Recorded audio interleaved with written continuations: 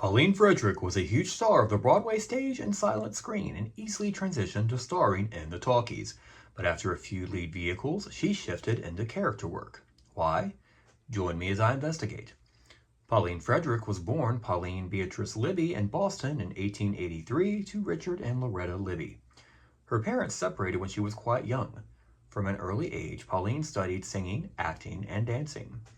As a teenager, one of her friends dared her to audition for a singing gig at a professional vaudeville theater in Boston, and she did, earning the job and getting $50 a week. In an interview with Motion Picture Magazine, Pauline stated that she gradually gained more confidence and told her mother that she wanted to go further with her acting and try her hand in New York. Her mother approved and accompanied her there. Side note, her father did not approve of his daughter being an actress, resulting in her eventually being disinherited. To separate herself from her father, Pauline legally changed her name to Pauline Frederick when she was in her 20s. Her first role on Broadway was in the chorus of the 1902 musical The Rogers Brothers in Harvard. In 1904, she had a breakthrough when she stepped in for exiting leading lady Blanche Ring, and in the musical It Happened in Nordland. Apparently, a doctor told her she shouldn't sing anymore, and Pauline shifted to dramas, having to essentially start over again and work her way back up to being the leading lady. Her biggest Broadway triumph as a leading lady was the smash hit Joseph and His Brethren in 1913, in which she played Potiphar's wife. Like many other silent stars, her Broadway success led to her being signed by a studio, this time being Famous Players, later Paramount, for motion picture work. While she continued to appear occasionally on the Broadway stage, over the next 2 decades, Pauline more or less shifted her concentration to film. Pauline's film debut was as a leading lady in 1914's The Eternal City. The film was a smash critical and commercial hit, and Pauline soon found herself one of the screen's foremost tragedians. Due to its success, Adolf Zukor convinced Pauline not to return to the stage and sign a lucrative contract with Paramount that would last through 1918. During her 3 years at Paramount, Pauline starred in several hit films, including The Spider, Zaza, Sappho, and Fedora. In 1919, Pauline moved to Goldwyn, where she starred in another series of successful films there through 1921. Highlights of her Goldwyn work included The Loves of Letty and one of her most well-remembered and celebrated roles, Madame X. For the remainder of her silent years, Pauline mostly made pictures at Robertson Cole, which was later absorbed by FBO, but occasionally worked at other studios. Fortunately, several of her silents from this period survive. In 1924, she starred in Ernst Lubitsch's excellent Three Women, alongside May McAvoy and Marie Prevost. She played Mabel Wilton, who has to accept the fact that she is aging, a fact that is aggravated when her beautiful grown daughter, played by May, arrives home. The film was a big hit and got Pauline a rave in the New York Times. It also marked a turning point in her career. As Greta de Groot writes, she began a whole new phase of her career as an aging woman fighting the ravages of time and coping with the troubles of her children. She even got some endorsements, appearing in a Lux toilet soap ad with the cut line, "I'm over 40."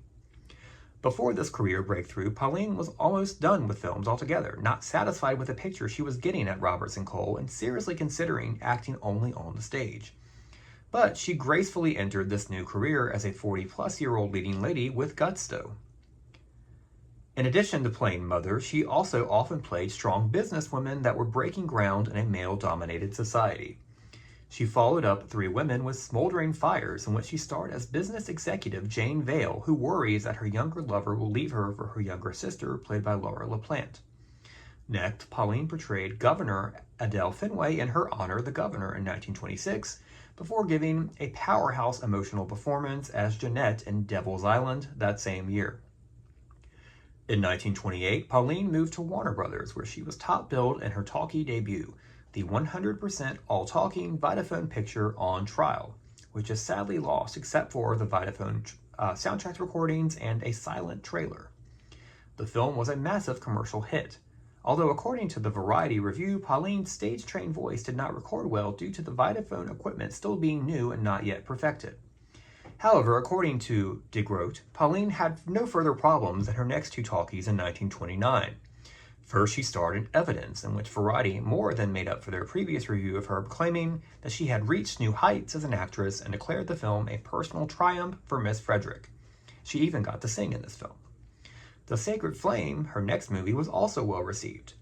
Pauline's talkie work in 1929 was so strong and successful that Photoplay proclaimed Pauline Frederick flares into first magnitude stardom.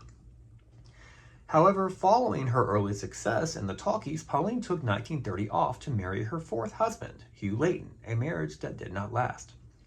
Upon returning to Hollywood, Pauline found that many of her previous types of starring roles were now being played by younger actresses, including Ruth Chatterton and Kay Francis.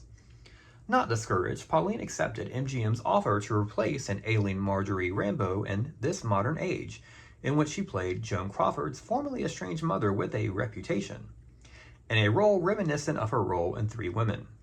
The New York Times praised her performance and called her an asset to the production. In 1932, Pauline had one final star vehicle, Self-Defense, which saw her as a woman that runs a gambling and drinking club in Canada. Following this film, Pauline entered yet another new phase in her movie acting career, that of the older, often disapproving, always wealthy mother, a niche that she attacked with her usual gusto for the next 5 years. Highlights during this period included her work as Richard Arlen's mother, who disapproves of Nancy Carroll in Wayward in 1932, mother to Alexander Kirkland, who disapproves of Colleen Moore in Social Register in 1934, and the mother of Kent Taylor, who disapproves of Claire Trevor in My Marriage in 1936. Following My Marriage, Pauline made 2 more films before she took a break from the screen in 1937. That same year, she also starred on Broadway, sadly for the final time, as the Empress Elizabeth of Austria-Hungary in The Mask of Kings. While on break in 1937, Pauline considered offers for film, plays, and radio, but sadly did not get to enjoy her break for long. She suffered a severe asthma attack in 1938 before suffering another fatal one on September 19, 1938. She was only 55 years old. Her health had been deteriorating since 1936 when she had abdominal surgery. Had she lived, I have no doubt that this stage and screen legend would have gone on to act well into her 90s probably, and eventually would have probably become one of television's greatest guest stars in the 1950s and 60s. So we are left with the question, why did Pauline Frederick shift to character actress work after starring in the talkies in 1929? Well, I think the answer lies in her break from films in 1930.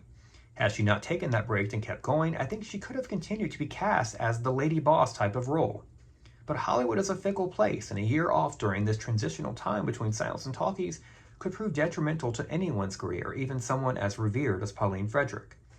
However, Pauline was never afraid to reinvent herself and did it yet again in 1931, beginning yet another successful phase of her career as Hollywood's most respected character actress.